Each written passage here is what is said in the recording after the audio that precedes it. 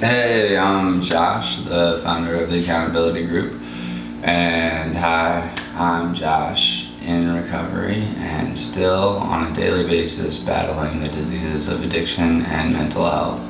And when I say daily basis, that's literally what it is. It's a day in, day out fight, and it's something that I'll deal with for the rest of my life. So when my feet hit the ground in the morning, I know that I have 24 hours to try and do the next right thing for my recovery, as well as proper maintenance of my mental health, whether that's medication, talking to my therapist, talking to my psychiatrist.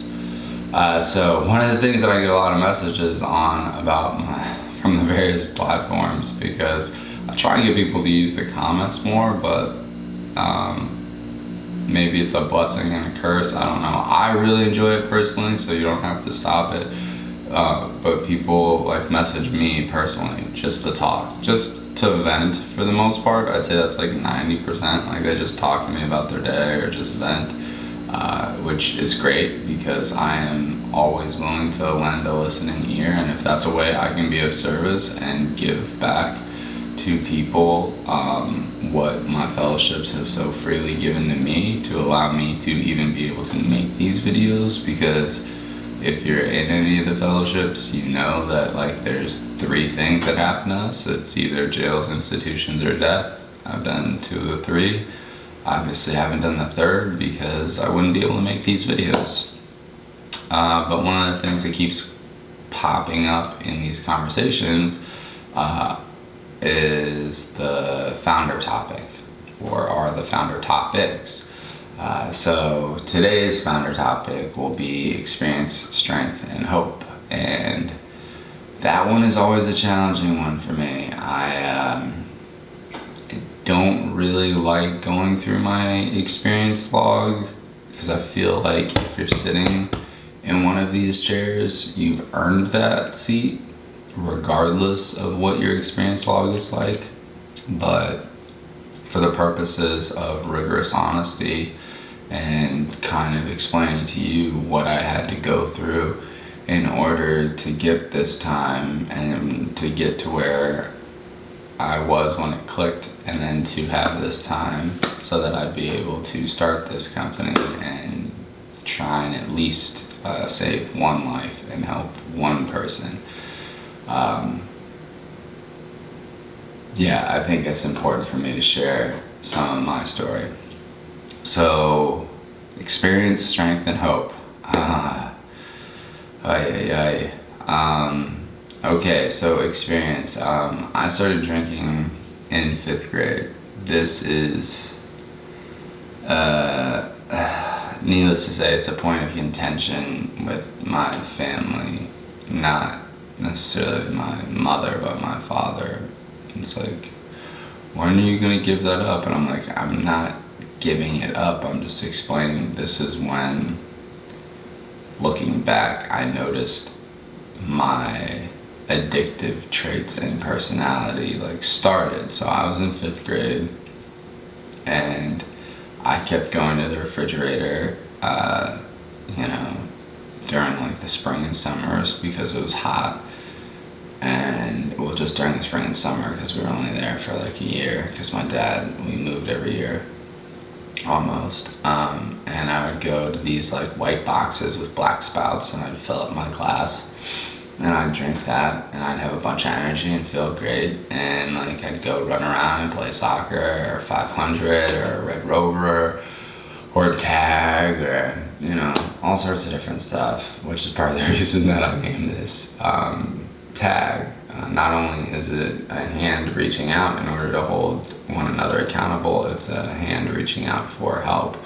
And it's built off of that, childhood game of touch and go. So my experience started when I was in 5th grade, and then I noticed that those white boxes disappeared from the refrigerator. And then I asked why, because I wanted to get more of that juice, because that juice made me feel good, like I enjoyed having it and then going out and playing or doing whatever I was doing. And it turns out that juice box, as many of you have guessed, wasn't actually juice, although technically I guess it was juice because it came from grapes. But it was actually Franzia, and I had first started one of my journeys down the diseases of addiction.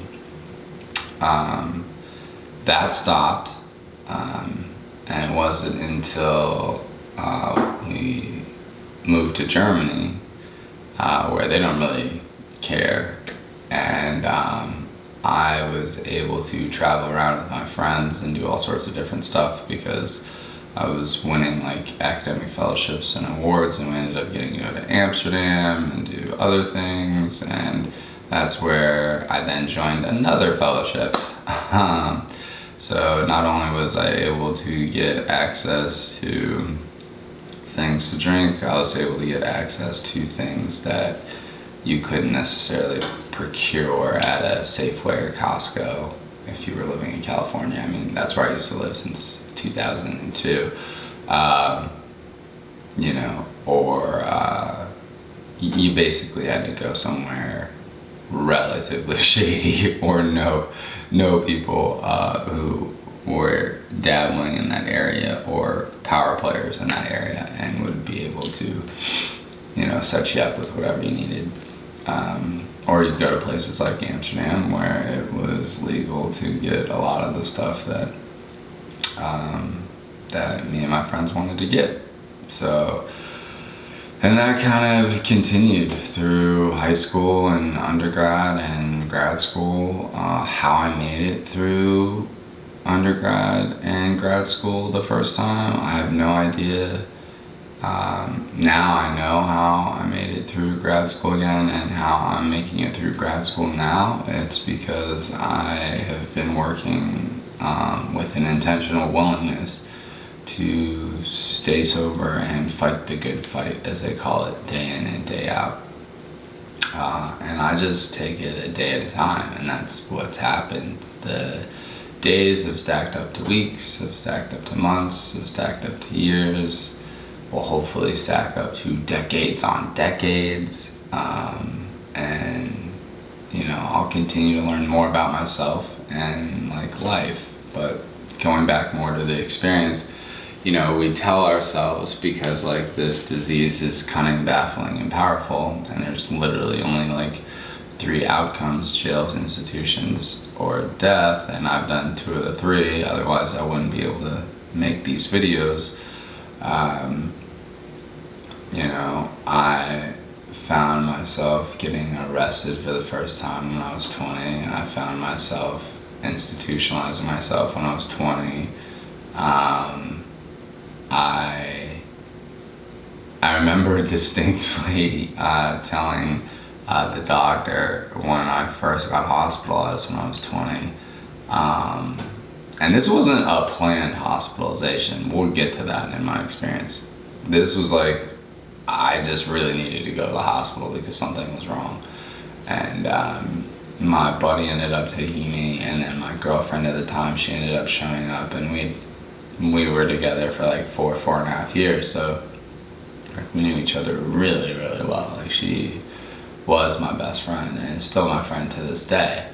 But yeah, like I made up some sort of excuse. I was like, oh yeah, like the cap was open, a whole bunch of dust must have gotten in. Like, we have all these insidious thoughts where like we rationalize and justify why we do the things that we do, or why this was the result, right? Like, it had nothing to do with me. It was the dust that got into this bottle that caused me to be here, to be hospitalized. And he's like, nah, son, like, you blew a .42, like, you need to be here. And then that's when I started getting all the brochures and had the psychiatrist come and visit me during, bedside, and had the fun of like laying inside a pressurized bed for the first time and all of that good stuff. And I say that sarcastically because it was unfortunately not the first time that I had done that stuff. Like, I was very hard-headed, and I was a chronic relapser, and instead of defining myself as an alcoholic or an addict, which is just one facet of who I am, there are multiple facets of who I am, I would describe one facet of who I was I am a cyclical binge alcoholic. Like, I was able to work really hard for the 10 weeks in my quarter, get the grades that I wanted to get, knew exactly how long I could binge before I needed to get to the hospital in order for the rubber band to snap back, and then boom, start the 10 weeks all over again. And I did that pretty much sophomore year onwards, through undergrad, through grad school. And then for whatever reason, I was like, oh, it's time to put the big boy pants on and be an adult. And I wasn't even really working a program. I just got dry. I was working on my startup, and yeah, I was sober. That, like, I actually like counted days back then. I stopped counting days like years ago, but I was counting days back then, and I was 3 years, 274 days sober. And I was like, hey, I turned a pickle back into a cucumber. I can do all this stuff socially. And it worked for like a month, but then because this is a progressive disease and it's still progressing even while, you know, you're not in active addiction, or I'm not in active addiction, it's still getting worse. I was right back to the place I was at when I was, 20, or 22. Like, by the time I was like 25 going on 26, and I relapsed at 26, it was just like, whew, it was hard. It was a tough one. And then I started going to meetings and getting a sponsor, and it wasn't like a sponsor who knew he was my sponsor. It was like a sponsor name only. And then I got a sponsor, but like I was kind of like one of those, excuse my language, that's why I never make these videos for kids. I was one of those like dick sponsees where like all I wanted to do was read the big book, eviscerate it, because I felt like the language was archaic, it was misogynistic, it was chauvinistic, sexist, it was, in my mind, just a terrible book that needed to be rewritten because it was written by two old dudes in a different time who, their lives, they lived completely different lives than what I lived. And that's how I navigated recovery early on. I was always comparing out. I was like, what do I have in common with Bill W. and Dr. Bob and all this other stuff? Like I was like, these are they didn't grow up the way that I grew up. Like, they didn't know what it was like in Southeast DC or Southwest DC back in like the 90s, late 90s, like early 2000s, when we were the murder capital of the country. Like DC's way different now. Like, I just moved back in order to be able to take care of my parents and go to grad school again and prep myself for hopefully more grad school, or teaching and being a lecturer again. But it's just, yeah, it was a bad place, and it was really easy to get what you wanted. And when I was in California, it was really easy for me to get what I wanted, because if you went to Costco, you could get bottles this big, it was no problem. And then also, I lived really close to East Palo Alto, which we called EPA, and there were places and spots that I knew all around there, and in San Francisco, around the Tenderloin, and which is South San Francisco, and other spots near Hayden Ashbury in the Panhandle near SFSU, where I literally could grab anything that I needed. I knew people on my own campus at my alma mater. I could drive down to Santa Clara County if I needed to. It didn't really matter. I was able to get the grades that I wanted, build the companies that I wanted, do the research that I wanted, while also like living this lifestyle that I wanted. And it seemed like that was going to be sustainable for the rest of my life. Little did I know, life was gonna smack me right in the face. And it was gonna be like, yeah buddy, that rubber band's not gonna snap back the way it used to.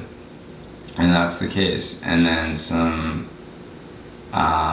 serious trauma happened, not just when I was young, starting in 3rd grade, but trauma throughout my life. And then started losing people a lot every year since I was 20.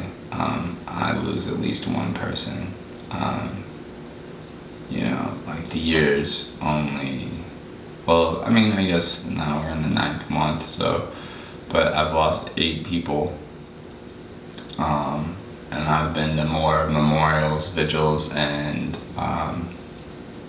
funerals than I would care to admit, because I honestly couldn't even admit them to you if I wanted to, because there's just been so many. It's kind of like if I asked you, how many times have you had sex? Like, at some point you stop counting. Like, oh hey, like I did it once, or I've done it this many number of times. But then once it becomes like a routine in your life, you no longer like keeping track, or at least I don't know anybody that keeps track of either. I just know that like I spent a very long time on the dark side, on the precipice of the abyss, looking into the darkness, and the darkness looking back at me, and dealing with my mental health and dealing with my diseases of addiction while trying to manage companies, and also, be super successful at school.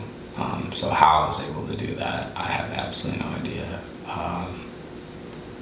Because I was a train wreck. Like, the way that I describe it to people is that I was a runaway derailed train headed towards a nuclear reactor that was melting down, while a plane that was on fire was crashing into it. Like, that is the way that I described myself in active addiction. It wasn't some Dr. Jekyll, Mr. Hyde. It was pure wreckage and carnage.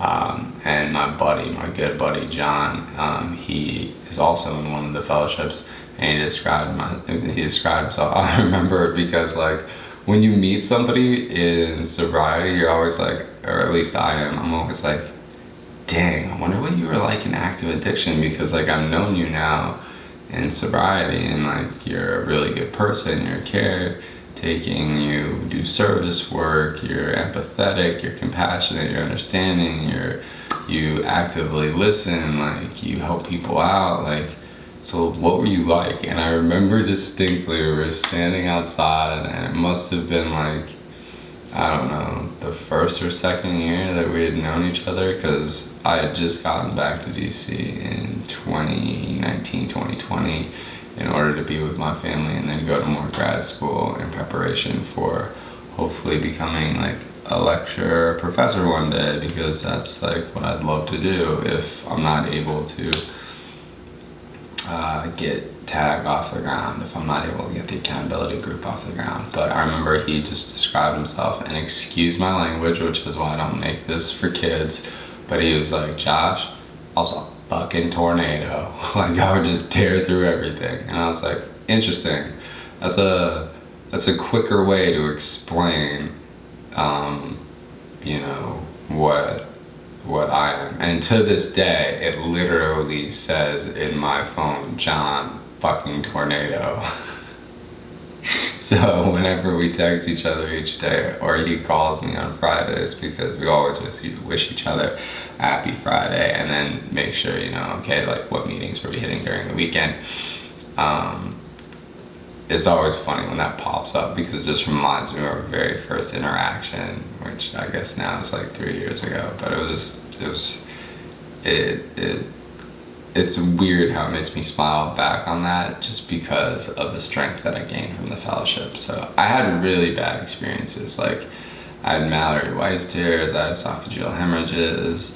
That's why I switched from dark to like clear alcohols, and I switched to certain substances to others, because like I didn't want to mess up and get an ulcer or shred and rip up my esophagus. So like a malaritis tear is just where like you get tears in your esophagus and like you're vomiting blood. And then esophageal hemorrhage is just like, it looks like Carrie. Like I was fortunate enough that the one time that happened, I was in the hospital, so the rapid response team was able to come and save me, which was nuts because like when I came to, there was like 8 nurses and a few doctors, and it was bad because I was like literally just being discharged. I was in my street clothes in the wheelchair to be discharged from Kaiser Permanente, and I turned around to say thank you to the staff and just, you know, I really appreciated what they were doing. And I said my usual line of, you know, I hope to never see you again unless it's on the outside. And unfortunately I said that multiple times because I'm stubborn and hard-headed, and it took me a long time to finally get this to click.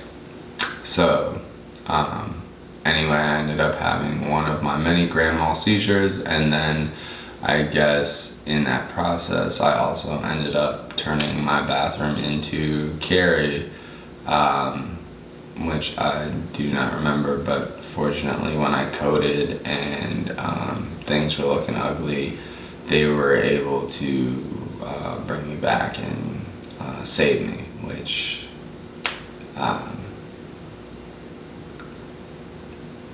yeah, I don't even know how appreciative and grateful I am for that, to be honest with you, because having been given so many second chances and been right there razor thin between that third one, like I mean razor thin, like it easily could have gone the other way for me and I wouldn't even be making these videos right now. So that was kind of my experience. I got into a lot of bad stuff, was hospitalized a lot, went to detoxes a lot, went to rehabs a lot.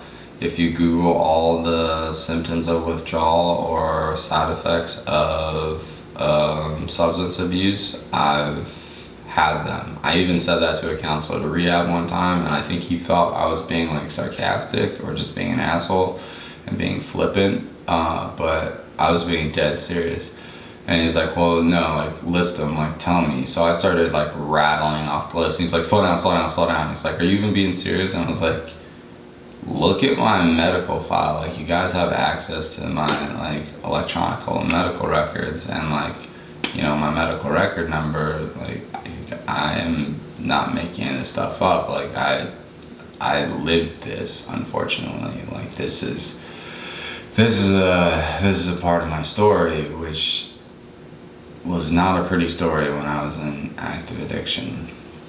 And then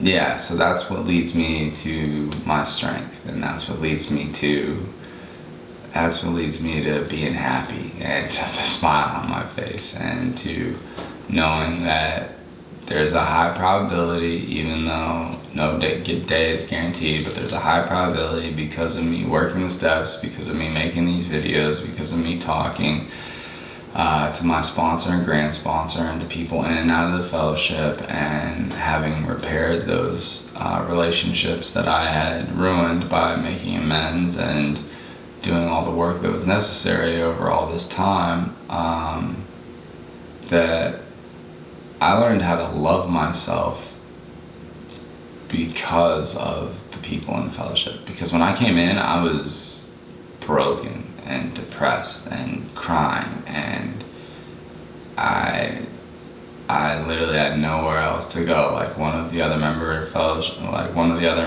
of the fellowship used to say is like, this is the last house on the block, right? Like it's the cemetery after this. Like that's how he always describes it. So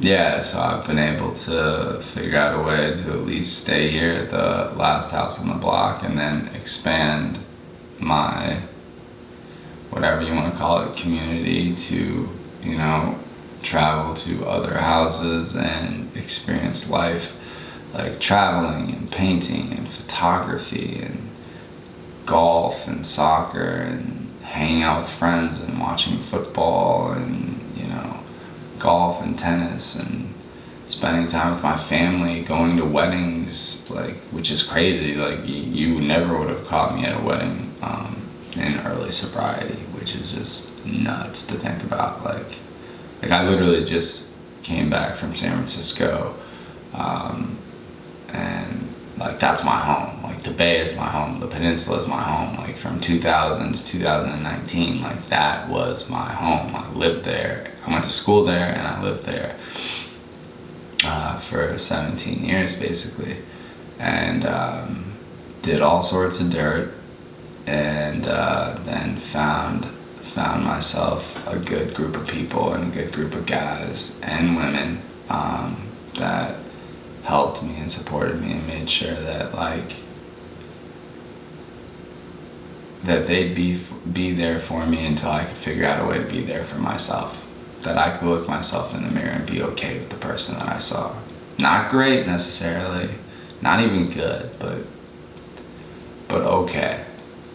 That, you know what, it was gonna be okay, and I was gonna be able to make it through the day if I just did the next right thing. If I just listened, if I actively listened to their advice, if I stuck with the winners, if I, you know, made the coffee or stacked the chairs, if I, you know, planned my day around the meetings that I was gonna hit, as opposed to trying to fit my meetings into my day. Like, you know, there's a lot of things where it would take me multiple lifetimes to give back to others what was so freely given to me by all of these members of the fellowship in California, Texas, Florida, Pennsylvania, Virginia, DC, Maryland, where people have helped me, and I'm so appreciative and grateful and indebted, because I would not be sober, I would not be alive, I would have not have been able to experience this joy of sobriety for such a long time. I wouldn't have been able to start another company like the Accountability Group as a social entrepreneurship venture to try and just help people. Like, the majority of our profits, 75% plus, goes strictly towards scholarships and helping people that are under-resourced or underrepresented or don't have the insurance necessary to get them into the types of facilities that have the best opportunity to help them, whether that's IOP, PHP, rehab, you know, assisting with subsidizing medication, because medications is expensive. Like, I use MAT therapy, so medically assisted therapy, to help out with my mental health. So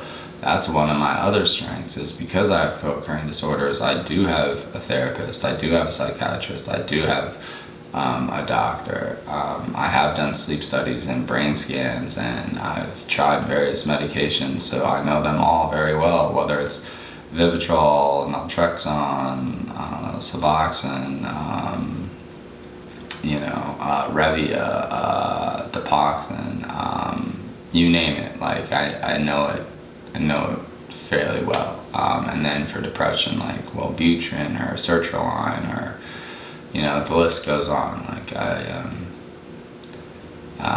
that's part of, like, my strength, is that I was able to find the combination of things that worked for me. I was able to schedule my life around the important meetings that mattered to me, because my sobriety came first and everything else was secondary. Because if I maintained my sobriety, everything else would fall into place. If I maintained my proper mental health, everything else would fall into place. And when I'm maintaining both, then it's like, wow, some amazing things can happen. And amazing things can be me stepping back and just looking at a blue sky and the sunshine and feeling the breeze on a warm day and being appreciative of that. You know, not walking around like, oh, the sun is so hot and it's beating down on me and I just want to get to some AC, but I gotta go, like, find my person, or I gotta get to the store, or like da-da-da, and then I gotta get back, and I don't know, it was bad. But my strength definitely comes from my family, my friends in and out of the fellowship, from my doctors and medical team, from regaining all the hobbies that I'd thrown out the window when I was in active addiction, because I didn't care about anything. Like, I didn't even care about what was in front of me. I cared about how I was gonna get either what was in front of me or something else that wasn't in front of me after I had gone through what was in front of me. It's kind of like what they say is like, you know, I wasn't really concerned about the first drink. I was thinking more about when am I going to get the second drink, or where will that be coming from. Like, I wasn't really worried about like the first use. I was like, well, when I run out, where am I going to get, or how am I going to get the other stuff that I need. So but that's what, you know, my fellowships and my steps and my program and my sponsors, because I've had a lot of them over the years, but my most recent sponsor and grant sponsor for the past few years have been explaining to me and teaching me even new ways. You know, like, I learned something new from each sponsor, I learned something new from each meeting, I learned something new from each member of the fellowship that's new that I've never met before. You know, I have a service position, I have a home group, I'm the men's liaison and get people plugged into a network. I never thought I would have done any of that stuff. When I first started out, like, I was making really bad coffee, like disgusting drip coffee, and I was stacking chairs, and that was like my service work. And now I'm fortunate enough to like bring in H&I meetings, to go to detoxes and recoveries and rehabs. I've even been to jails and prisons and institutions, you know, and I've been able to hopefully just kind of share my experience, strength, and hope with people. And maybe it's made a difference, or maybe it was just water off a duck's back to everybody I was talking to. I have absolutely no idea. I hope that the words that I'm sharing and my experience, strength, and hope does help at least one person. That if it's capable of saving one life, then that is the ultimate win for me. Sure, the accountability group, you know, whether it's tag building hope on Twitter or tag recovery on Instagram, or the accountability group fan page on Facebook, or here on YouTube, the accountability group, or our website, theaccountability.group, where you can reach me and I'm the only one that manages those. That's great if we get help like the millions of people that suffer and the millions more that suffer in silence and struggle in silence.